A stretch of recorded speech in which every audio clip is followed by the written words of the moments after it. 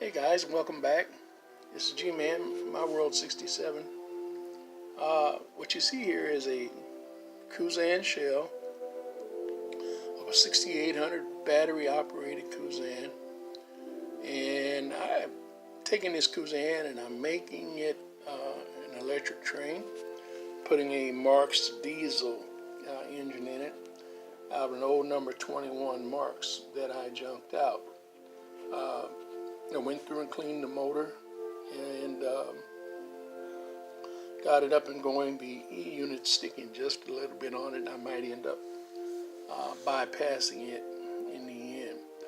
But just wanted to show you what I'm doing. This is the only project, and I just started this on yesterday. Been down for the last about week or so with gout and arthritis in my feet and ankles, and it's started to spread into my knees. So hadn't been doing much, was pretty immobile there for about 3 or 4 days, and couldn't even walk. Matter of fact, you see I've got a walker right there that I've had to use for the last 2 or 3 days. So if you would, I'm going to ask your prayers for me, and I know God will bring me through this. Gout comes and it goes. This is the longest stint of gout that I've ever had, usually 2 or 3 days. The gout's gone, and I've never had it in both feet to the extent that I have had it this time. But we're working on it, and I'm believing God is about to change things. Anyway, back to this engine. We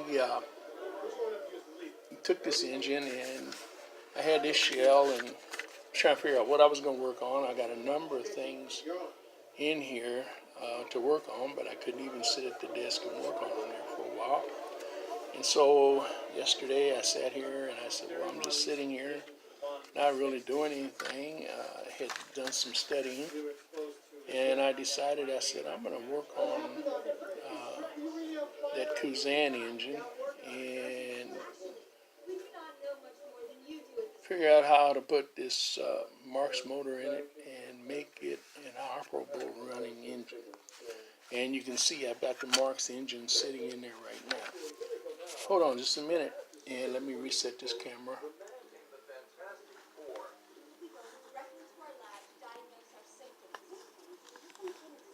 No, it's not. If having special powers is a disease, then yeah, we got it back. That thing doesn't look so fantastic. Okay. Now, what I've done, all of these parts in this bag are from this Kusan battery-operated engine. There's the battery compartment that sits up on the inside of the shell. There's the switch that sticks through the roof right there and allows you to turn the juice on, the power on to this little motor, which is a little DC motor. Works on 2 C or D batteries. There's the wheels, and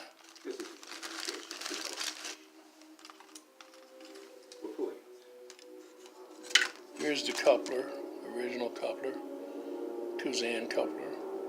Now coupler, it only had one coupler on it. This is the chassis, the original chassis, and I was trying to save it, but I actually ended up breaking it, getting it out. But should I ever want to go back, which I probably won't, I just glue this back together, put it back together, fill this in with some plastic constructs of some type, and to go right back in, put this back in, and it'll all go right back together. So there's no damage to the shell itself, and no damage, real damage, to the chassis, and none to the motor. Everything else is intact, the wheels, all the original parts are right here in this bag. I decided to keep them as to I might want to use them later on. Now I've got a couple of these battery operated engines, and that's why I decided to go ahead and use this one for this project. Now, let me go ahead and put this in out of the way.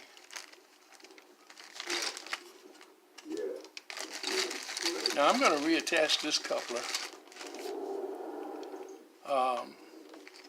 to the engine when I'm finished.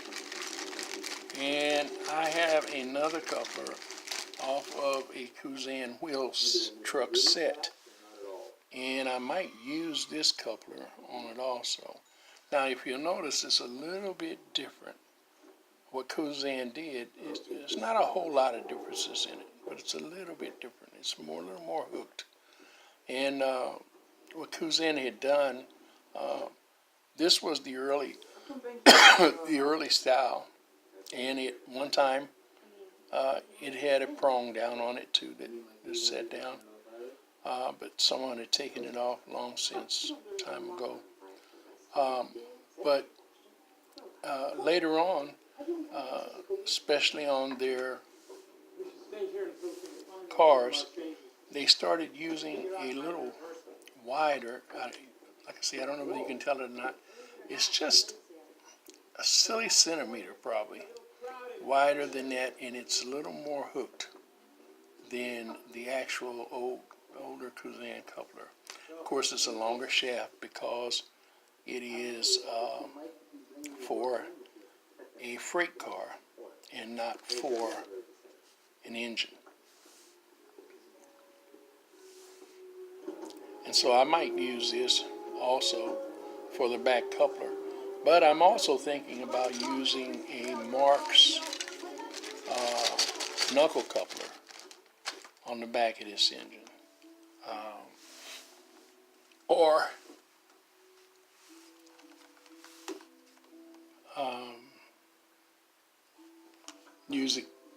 using a slot, tab and slot coupler, which will allow me actually to hook up to anything, Marx, Lionel, whatever.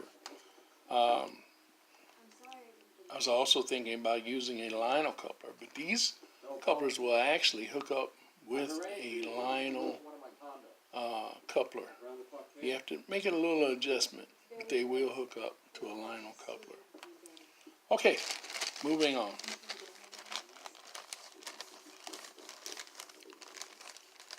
Wanted to do just a brief video. I already talked a little longer than I intended on it. Now this is really a nice shell. There's no cracks, no breaks. Kusan made some really nice trains. This was originally their lowest budget train, the battery operated. These were their S-line, their S-line trains. And I found that kind of funny because, of course, American Flyer made S-gauge and Kusan made S-line. So I thought that's just kind of neat. But anyway,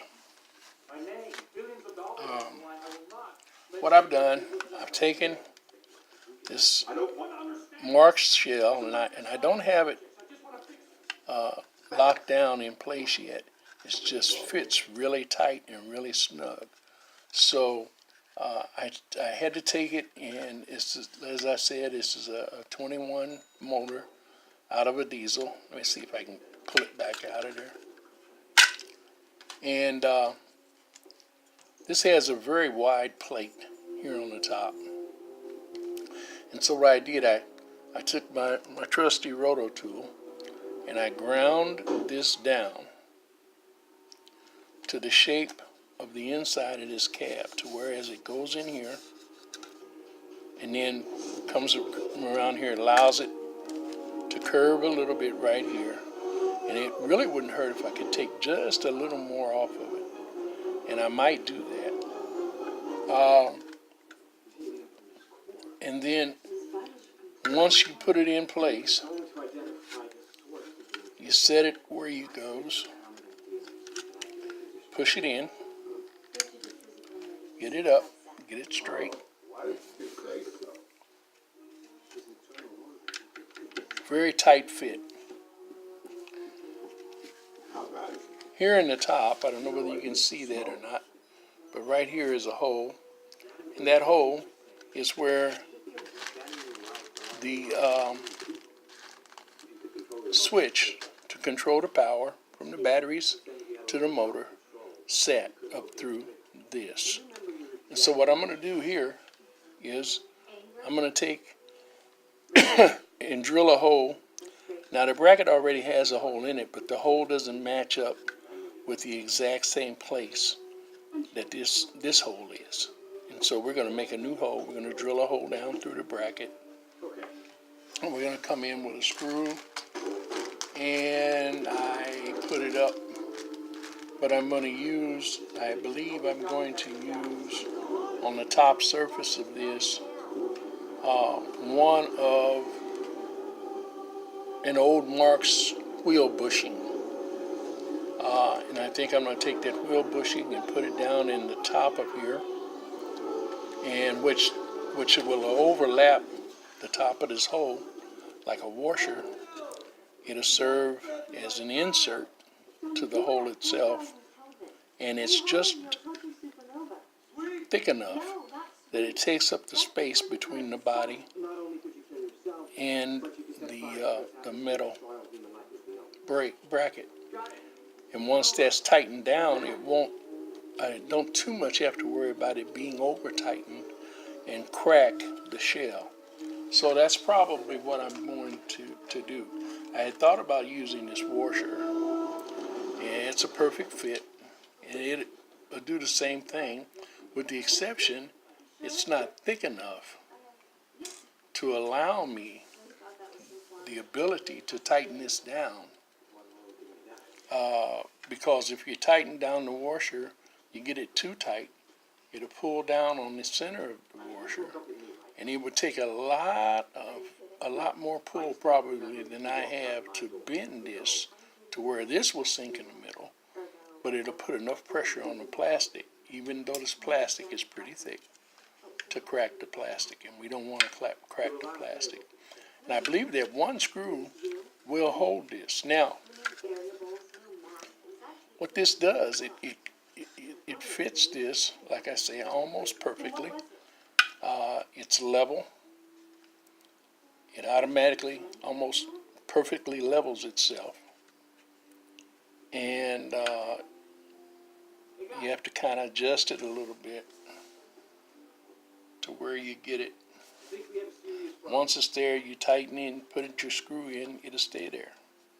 And it will last, who knows, another 50 years, or until somebody drops it and breaks it. But it'll definitely last me my lifetime. All right.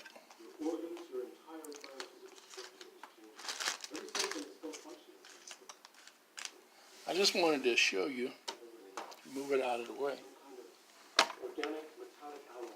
real quickly. Put my trusty bench track up, and let's see, you can get this.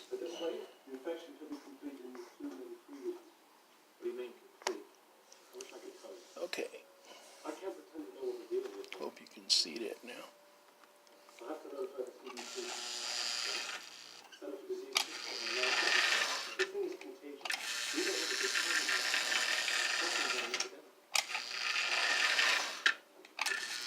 Hesitates just a little bit on reverse.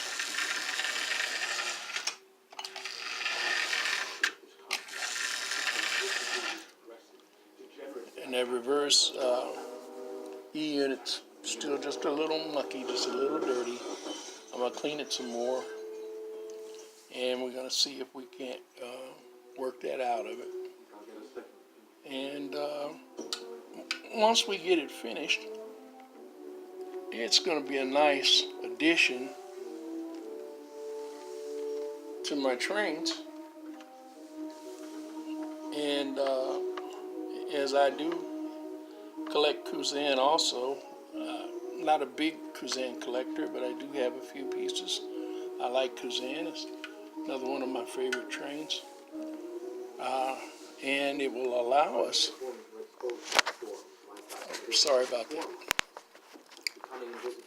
it will allow us to have another diesel switcher, which is the unusual short switcher. And by the way, I was coming back from Cincinnati. My wife and I were last year from vacation, and I actually saw one of these, and I never even really believed that these existed. I thought these were just something that Kusan thought of and made up, because I have never seen one before. But we actually saw one. I took pictures of it, and then I was on my old phone. And when I got this phone that I'm using now, those pictures didn't transfer, so I lost the pictures. But it was in somewhere in Ohio. We actually saw one of these little short cut-off GP7s running. Okay, well, that's all I have for you for now. As I said, I'm going to take this coupler and I'm going to put it either on the front or the back. Mounted, I'm going to have to make me a little block there to level it out and put it right there. And as I said, I'm going to put either a Marx coupler on the back or either a knuckle coupler or a tab and slot. Okay, that's all I have for you for now. I hope you enjoyed it.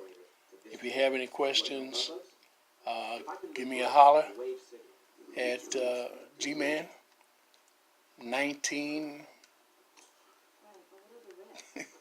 I forgot it. 1929 at hotmail.com. Sorry about that. I've got you might hear that TV in the background, and I'm trying to, periodically I get distracted by it. My wife was watching it. Okay, that's all I have for now. And you guys have a blessed evening and enjoy. Keep running those trains and keep buying that junk. It's amazing the things you can do with junk, and really enjoy it and have something that will last you for your lifetime that you built yourself. All right, that's all for now.